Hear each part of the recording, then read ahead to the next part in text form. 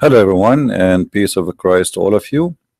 And special good morning for those who they are in Indonesia and in India, Thailand, Philippines, all those who they are in Asia, and now soon in Europe, they will be with us.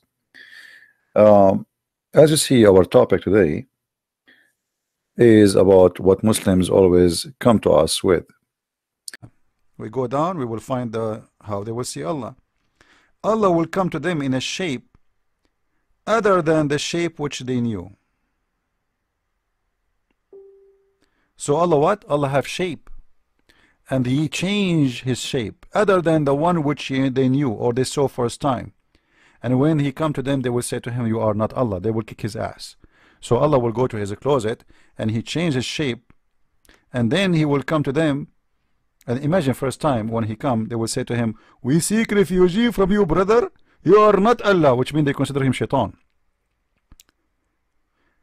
And they will not follow Him. And Allah then He will go. He is very disappointed, all right? And now He will come to them in the shape which they saw first time.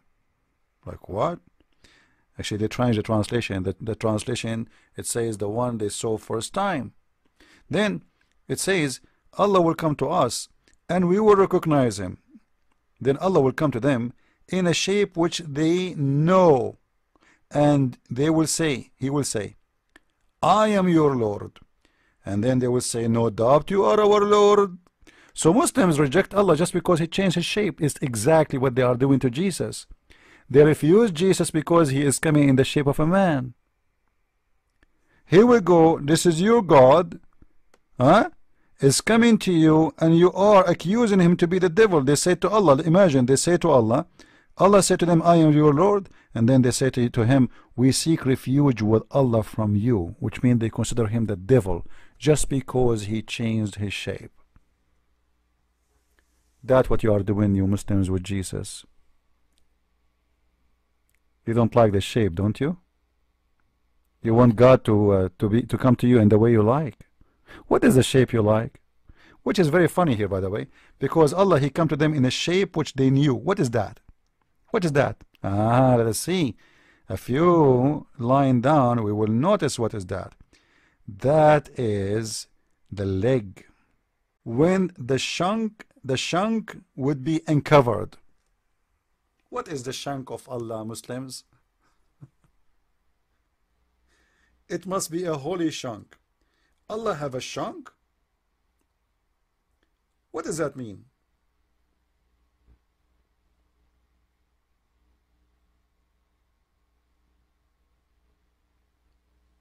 Why Allah will uncover His shank?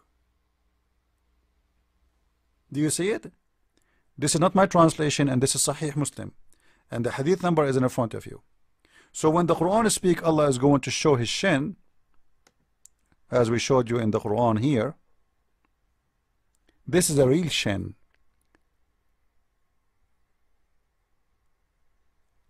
And we expose the truth in the hadith in front of you, that Allah, He have a shin, and He have a hand, and He have a face.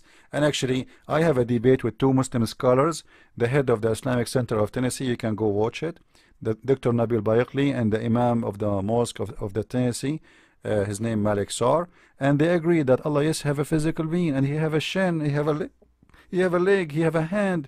But look what they say to me. But Christian Prince, the leg of Allah is not like your leg. I don't want Him to have my leg, man. Who care? Maybe he's a spider. This is not the problem. Your God Allah is a physical being, and they agree, and they said yes, He's a physical being, but Allah parts is nothing like it. This is not the problem now. Why Allah have a part? You see, when we say Jesus, He came to us in the image of a man because He is walking between us as a man. As simple as that. Allah, He have a shin for what? He play soccer, football? What He do? He play karate with Bruce Lee? Shin is a part you use to do things with it. When we say a foot, it means something we stand on, as we saw in the hadith. You see? Allah will put His foot over it. Why Allah have a foot? Can't he fly? You see, all the description of Allah, you will not find one place they are saying that Allah have wings. And not only that, just one more thing, I will finish the video because it's getting longer. Muhammad himself, he described Allah as a fat, short man, and we spoke about this many times, but let us, just to add for those who maybe first time they are seeing this. And as you see, Muslim, this is Sahih. This is what? This is Sahih. Muhammad, he said to the Muslims, don't be confused between Allah and the false Messiah. Hold on, the Dajjal, the Antichrist. The Antichrist, he will come as a man. Why the Muslim, they will be confused between the Antichrist, who is a man, and Allah? I mean, what is the chance of confusion? If I am a man, and he is God, and he is not a man, why people will be confused between my look and Allah look, unless Allah have a same look? So look what he said. I have told you much about the Dajjal, Antichrist, etc., that I am afraid you might not understand. So why you are telling them if they won't understand? The Antichrist is short, hinted, woolly haired, one-eyed, one eye slight, etc. So he's describing the fat guy, the short guy who have a curly hair. He have a problem with the eye, and then he said to them, so if you are confused about him, know that your Allah is not one-eyed. What? He's describing a fat, short man, and the only difference between him and Allah is the eye? So your God is the man?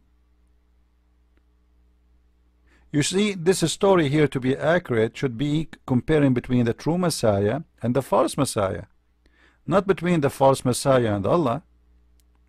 But Muhammad is not comparing between the false Messiah and the Messiah. He's comparing between the Messiah, which is the false one, and Allah, and the only difference between the two description, which is description of a man, perfect man, as you see, hair, eyes, etc. The only difference that Allah is not one-eyed, so Allah have two eyes, and his both eyes are fine. The other guy, his eye is damaged. So who is the man here? So Abdul, for the sake of the fig, your God, he swear by the fig, right? I want you, before you ask us the Christians the questions, I want you to say, I swear by fig, I challenge any Christian to answer this question. And then maybe we will answer you, and we will say to you, we swear by the watermelon, that watermelon is a risk when it is in the hand of a Muslim, because remember, there's a fatwa that Muslims, they can have sex with watermelon by making a hole in it. I mean, what kind of silly religion and what kind of a stupid religion you Muslims follow? You make us sick, your God is sick, and this is a religion of stupidity. And they assume, the Muslim, they assume that you Christians are ignorant, therefore we can fool you, we can lie to you, we can say whatever we want, and we can get away with it because you are not educated. Not anymore, my friends. Those people, they know a lot about Islam. A child who watch my video, he can refute your God big time. Big time. And you Muslims cannot answer. With this, I want to say thank you for listening. Don't forget, if you like to read more, you can read my books, The Deception of Allah and Quran and Science and Depth. Those two books, they complete each other. I advise everybody to have it. And we have the French book, which is called The Secret to Parfait Arabe, for those who speak of French in the French countries. And soon we will have our new books. It's going to be in Swedish and in German to be published. And we are working in that to make it happen soon. Christ is Lord. Islam is false.